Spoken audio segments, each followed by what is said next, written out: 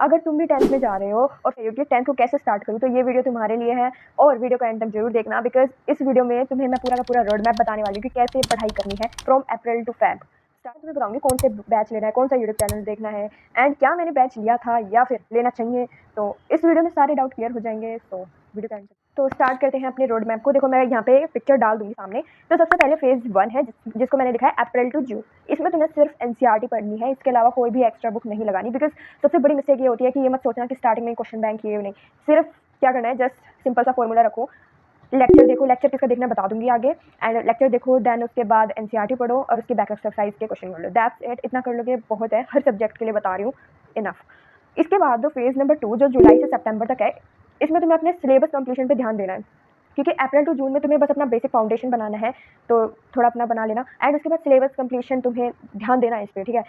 Syllabus complete कर लेना अक्टूबर तक, मैंने भी कर लिया था, हो जाता है इजीली। और प्रैक्टिस पे बहुत ध्यान देना, क्योंकि प्रैक्टिस इज मस्ट, वो नहीं करोगे तो भाई कुछ नहीं होने का। फेज नंबर 3 जो कि अक्टूबर टू दिसंबर तक का है, इसमें तुम्हें अपना अक्टूबर में तो मतलब सिलेबस कंप्लीट हो ही जाएगा। उसके बाद पीवाईक्यूज पे ध्यान देना है, क्वेश्चन बैंक पे, सैंपल पेपर पे। तो वो सब तुम्हें कहाँ पे करना है, अक्टूबर से दिसंबर तक में। लाइक सिलेबस पे खत्म हो जाएगा, इसके बाद पीवाईक्यूज करने हैं, जस्ट पीवाईक्यूज बहुत इंपॉर्टेंट होते हैं। बट एक चीज़ मैं जो कहूँगी कि भाई जो भी क्वेश्चन चल रहे हैं ना ट्रेंड में, उनको भी करना है। बिकॉज पिछले साल मैंने पीवाईक्यूज किए थे, बट फिर भी यार साइंस में नंबर कट गए, बिकॉज थोड़े कॉम्पिटेंसी बेस्ड क्वेश्चन ज़्यादा पूछे जाते हैं, तो उन पर ध्यान देना। तो मैं प्रेफर करूँगी वो सवाल के, बट बता दूंगी आगे। फेज नंबर 4 जो जनवरी टू फैब है, उसमें तुम्हें रिवीजन मॉक टेस्ट करनी है। रिवीजन बहुत जरूरी है। अगर तुम सोच रहे हो रिवीजन, तो रिवीजन छोटा वर्ड लगता है सुनने में, बट छोटा नहीं है भाई, बहुत बड़ा काम करता है। अगर तुम रिवीजन सेल्फ स्टडी करते हो, इसी से ही तुम्हारा बहुत कुछ हो जाएगा। अब मैं तुम्हें बताती हूँ कि किस टीचर से पढ़ना है, कैसे पढ़ना है। तो भाई मैं बताती हूँ, क्या मैंने कोई बैच लिया था? तो नहीं, मैंने कोई बैच नहीं लिया था। मैंने सोचा था बट मैंने लिया नहीं। नेक्स्ट मैंने किससे पढ़ाई की? देखो यहाँ पे 2 बड़े प्लेटफॉर्म आ जाते हैं, और जिसमें बच्चे बहुत कंफ्यूज होते हैं कि यार पीडब्ल्यू से पढ़ूँ, नेक्स्ट टॉपर से पढ़ूँ, किससे पढ़ूँ। तो लाइक मैंने नेक्स्ट टॉपर से पढ़ाई की थी।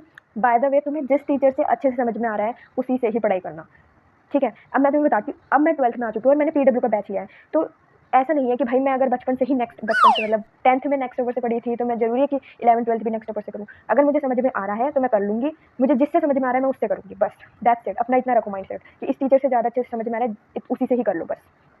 और YouTube is enough to score, 98% भी स्कोर कर सकते हो। लाइक मैं तुम्हें बता रही हूँ, YouTube is enough.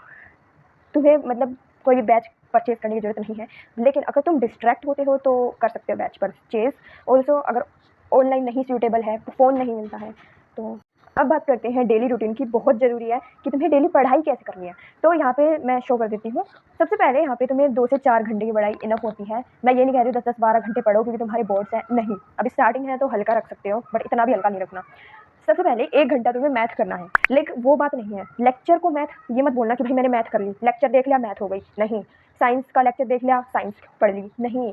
Lecture is not equal to your study, ठीक है। वो पढ़ाई नहीं होती, पढ़ाई होती है सेल्फ स्टडी। लाइक तुमने लेक्चर देखा, उसके बाद 1 घंटे का टाइम निकाल के तुम्हें मैथ करनी है। लाइक सेल्फ स्टडी के लिए 2 घंटे इनफ होते हैं, तो 2 घंटे निकाल लो सेल्फ स्टडी के लिए। अगर तुमने कोई बैच परचेज कर रखा है तो बैच की क्लासेस देखो, बट उसका रिवीजन भी साथ साथ कर लो, बहुत ज़रूरी है, ठीक है। 1 घंटा मैथ करना है, 1 घंटा साइंस करना है। और इसको कैसे एडजस्ट कर सकते हो, तो मान लो अगर तुम ऑनलाइन बैच परचेज करते हो, तो तुम्हें वैसे भी एक प्लानर मिल जाता है कि भाई मंडे को ये 2 क्लासेस होंगी, तो उन 2 क्लासेस की रिवीजन कर लो साथ साथ। और हिंदी इंग्लिश को प्लीज़ लाइटली मत लेना। लेकिन एक चीज़ मैं बताती हूँ, क्योंकि हिंदी मैंने स्टार्टिंग से नहीं पढ़ी थी, स्कूल में चल रहा था बस वही पढ़ रही थी, थोड़ा बहुत जो भी है टीचर पढ़ा रही थी। बट ऐसा बिल्कुल मत सोचना कि हिंदी इंग्लिश को लाइटली ले ले। भाई आधा घंटा डेली दे दो हिंदी इंग्लिश को, बस दैट्स इनफ। बिकॉज अगर तुम हिंदी इंग्लिश को लाइटली लोगे तो वो तुम्हारी परसेंटेज गिरा सकती है। और अगर हिंदी इंग्लिश में कमजोर हो तो भैया स्टार्टिंग से स्टार्ट कर लो, बिकॉज ये मत सोचना लास्ट टाइम पे करूँगी। और अब टीचर्स की बात कर लेते हैं कि मैथ्स के लिए भैया मैंने शोभित भैया, तुम्हें पता ही है बाय द वे, सब बहुत बच्चे होंगे जो ऋतिक सर से पढ़ते होंगे और बहुत बच्चे होंगे जो शोभित भैया से पढ़ते होंगे। तो तुम किसी को भी प्रेफर कर सकते हो जो ज़्यादा अच्छे से, अगर तुम्हें लगता है भाई मुझे इनसे समझ में आ रहा है, तो बस उनसे पढ़ लो। तो वो पीडब्ल्यू नेक्स्ट टॉपर, कॉन्ट्रोवर्सी नहीं देखनी है हमें यहाँ, हमें जस्ट हमें किससे समझ में आ रहा है बस इतना देखना है। तो मैथ्स में मैं शोभित भैया प्रेफर कर रही हूँ, मैं, क्योंकि मैंने उनसे पढ़ा था। साइंस में प्रशांत भैया, एसएसटी में दिगराज सर, और हिंदी में लाली मैम आई प्रेफर। ऑल्सो मैंने इंग्लिश में डीएस सर को प्रेफर किया है, भाई बहुत अच्छा पढ़ाते हैं। लाइक उनकी वजह से तो यार मेरे इंग्लिश में इतने अच्छे नंबर आ पाए। हाईएस्ट तो मैंने इंग्लिश में ही स्कोर किए थे 96।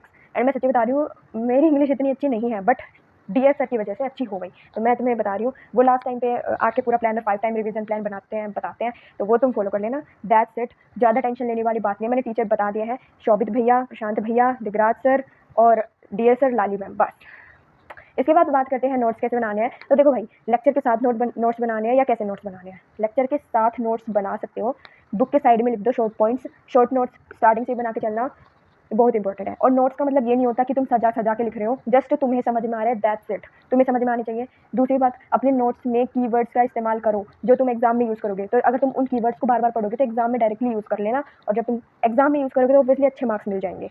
बस मैथ में फॉर्मूला वगैरह बहुत इंपॉर्टेंट है, डेफिनेशंस वगैरह याद करके चलना। अब क्या मिस्टेक्स तुम्हें नहीं करनी है वो देखते हैं। सिर्फ वीडियो पे डिपेंड मत होना। ये गलती बहुत बच्चे करते हैं कि वीडियो देख ली तो मतलब उन्हें चैप्टर समझ में आ गया। सेल्फ स्टडी बहुत ज़रूरी है, ठीक है। अगर तुम सेल्फ स्टडी नहीं कर रहे हो तो बहुत बड़ी मिस्टेक कर रहे हो। तो सिर्फ वीडियो पे डिपेंड होना गलत है।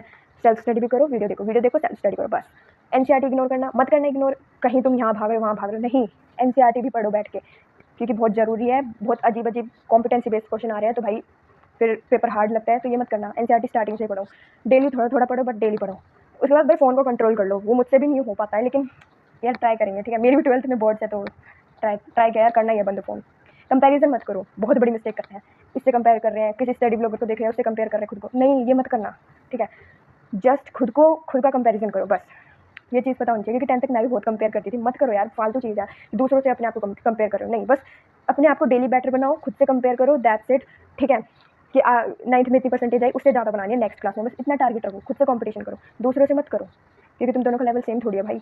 तो मिलते हैं नेक्स्ट वीडियो में। और हाँ, वीडियो पसंद आई हो तो लाइक सब्सक्राइब शेयर जरूर कर देना। और या नेक्स्ट वीडियो किस पे चाहिए, 10th 11th 12th तो नहीं, 10th 11th या कहीं भी तुम्हें प्रॉब्लम आ रही है तो बता देना। मिलते हैं नेक्स्ट वीडियो में, तब तक के लिए बाय बाय।